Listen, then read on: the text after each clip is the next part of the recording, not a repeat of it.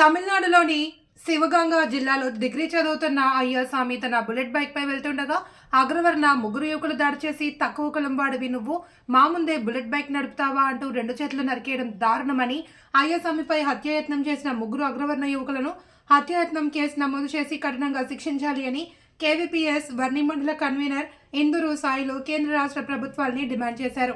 అయ్యస్వామికి ప్రభుత్వం మెరుగైన చికిత్స అందించి 50 లక్షల ఎక్స్గ్రేషియా చెల్లించాలి అని డిమాండ్ చేశారు. లేకపోతే దళిత బహుజన బిడ్డలను ఏకం చేసి కేవీపీఎస్ ఆధ్వర్యంలో అయ్యస్వామికి న్యాయం జరిగే వరకు పోరాడతానని హెచ్చరించారు. తమిళనాడు రాష్ట్రంలోని శివగంగా జిల్లాలో అయ్యస్వామి అనే దళిత విద్యార్థి డిగ్రీ చదువుతున్నాడు.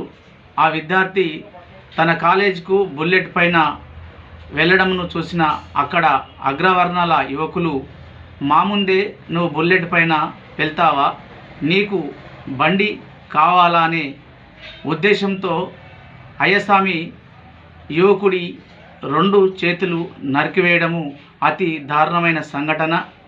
అంతేకాకుండా అయ్యస్వామి అనే దళిత యువకుడి ఇంటిపైన కూడా ఆ అగ్రవర్ణ యువకులు దాడి చేయటం మరి ఘోరమైన సంఘటన.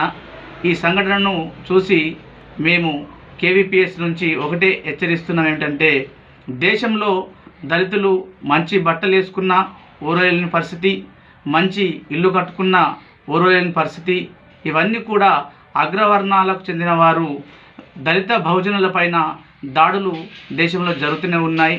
ఇలాంటి సంఘటనలు మరోసారి పురావృతం కాకుండా ఆ యువకులను కేసు నమోదు చేయడమే కాకుండా వారిపైన కఠినమైన చర్యలు తీసుకోవాలని వర్ణి మండల కేవీపీఎస్ కమిటీ నుంచి హెచ్చరిస్తున్నాం.